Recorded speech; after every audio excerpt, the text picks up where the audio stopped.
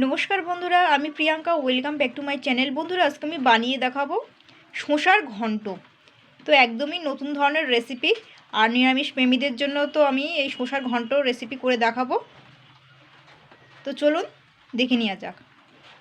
তো এই নিরামিষ শসার ঘন্ট বানানোর জন্য কিন্তু আমি এখানে তিনটে সাইজের ছোটো সাইজের আর কি শসা নিয়ে নিয়েছি।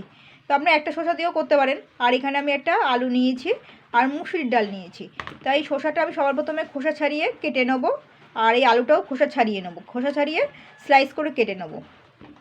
আর শসাটা কিন্তু আমি একটুখানি খোসা ছাড়িয়ে ডুমো করে কেটে নেবো। আর এই মুসুরির ডালটা কিন্তু আমি এখন ভিজিয়ে নেব। তো এবার আমি এই মুসুরির ডালটা কিন্তু আমি এখানে 100 গ্রাম পরিমাণ নিয়েছি, আপনারা একটু বেশি করেও নিতে পারেন। তো এবার আমি এটাকে ভিজিয়ে রাখছি আপাতত ঘন্টাখানিকের জন্য। মুসুরির ডালটা তো খুব তাড়াতাড়ি ভিজে যায়।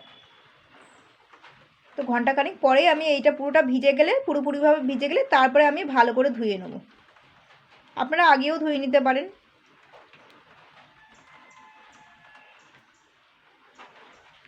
আর আমি এই শসা আর আলুগুলো কেটে নেব। তো দেখুন, আমি কিন্তু আলুগুলো কিন্তু সুন্দর করে খোসা ছাড়িয়ে স্লাইস করে কেটে নিয়েছি, আর ধুয়েও নিয়েছি আলুগুলো। আর শসাগুলোও তাই খোসা ছাড়িয়ে এরকম করে ডুমো করে কেটে নিয়েছি। আর এগুলো ধুয়ে নিয়েছি, সব কিন্তু ধুয়েই কেটে নিয়েছি।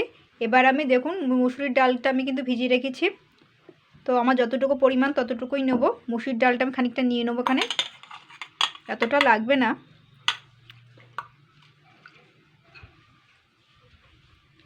তো নিয়ে নিলাম। এই মুসুর ডালটা আমি মিক্সিতে পেস্ট করে নেব। এর মধ্যে আমি 2খানা কাঁচা লঙ্কা দিয়ে দিলাম। আর এখানে আমি ব্যবহার করব 1 চামচ রাঁধুনি বাটা আর আদা বাটা। আর এখানে আস্ত গরম মশলা নিয়েছি, দারচিনি, লবঙ্গ, এলাচ, এগুলোকে সবগুলো আমি পেস্ট করে নেব। আর এখানে আমি গুঁড়ো মশলা নিয়েছি 1 চামচ ধনের গুঁড়ো, লঙ্কার গুঁড়ো, কাশ্মীরি লঙ্কার গুঁড়ো পাউডার। আর এখানে নুন, চিনি, হলুদ গুঁড়ো। তো এখানে একটু নুন নিয়ে নিয়েছি, সামান্য একটু নুন আর একটু হলুদ নিয়ে নিচ্ছি। একেবারে পেস্ট করে নেবো এর মধ্যে। তো চিনিও নিয়ে নিচ্ছে এর মধ্যে। মুসুর ডালটা পেস্ট করে নিতে হবে কিন্তু। নুন আর চিনিটা নিয়ে নিচ্ছে, এবার পেস্ট করে নেবো। মোটমাট এখানে যা আছে এগুলো সব পেস্ট করে নেবো কিন্তু। তো দেখুন, এটা কিন্তু পেস্ট করা হয়ে গেছে, ভালো করে পেস্ট করে নিয়েছি। এবার আমি এই পাত্রই আমি নিয়ে নেব। এবার আমি আদা আর রাঁধুনি, 1 চামচ রাঁধুনি আর গরম মশলা, আস্ত গরম মশলাটা আমি বেটে নেব। এটা হয়ে গেছে বাটা।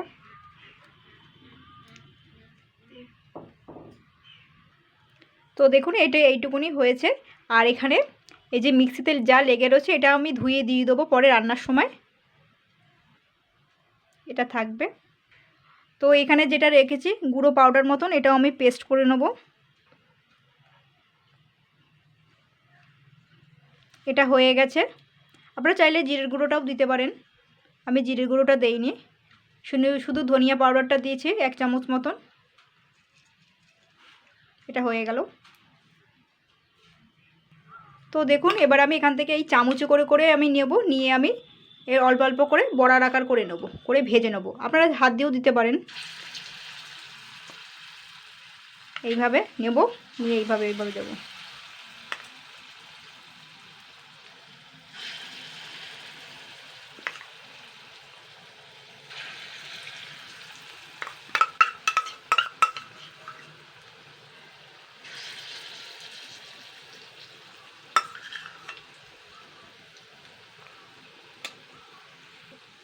তো দেখুন, এক সাইড কিন্তু ভাজা হয়ে গেছে। এবার আমি আর এক সাইড করে উল্টে পাল্টে দেবো। এগুলো কিন্তু মিডিয়াম আঁচে ভেজে নেবেন, নাহলে কিন্তু পুড়ে যাবে, বেশি আর জোর দিলে পুড়ে যাবে বড়াগুলো।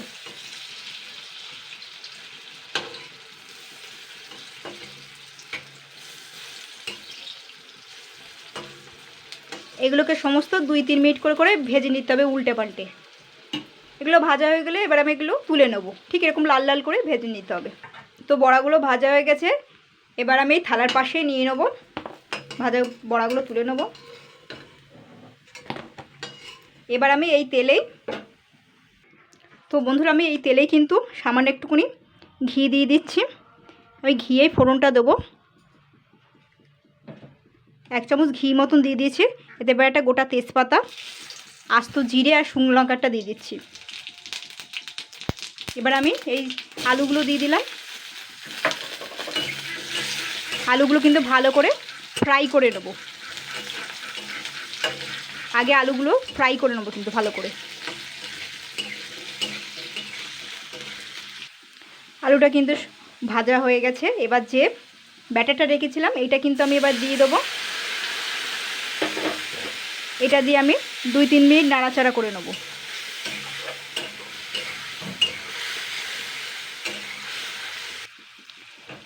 এটা কিন্তু 2 মিনিট মতন হালকা নেড়ে চেড়ে নিয়েছি আর কি মশলাগুলো। এবার আমি কেটে রাখা শসাটা দিয়ে দিচ্ছি। এটা আমি 2-3 মিনিট কেউ নাড়াচাড়া করে নেবো, মানে একটু কষিয়ে মতন নেব।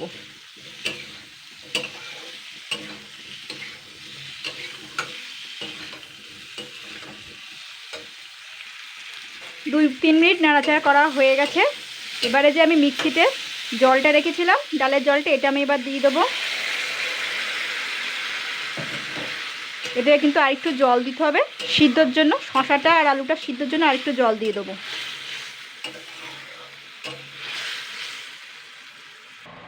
তো বন্ধুরা দেখুন আমি কিন্তু পরিমাণ মতন জল দিয়েছি। এবার সিদ্ধ হওয়া অবধি অপেক্ষা করতে হবে।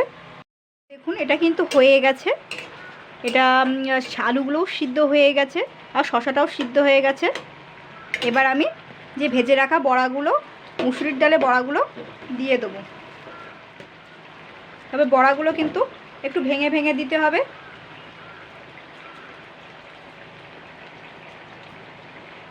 এইভাবে ভেঙে ভেঙে দিতে হবে।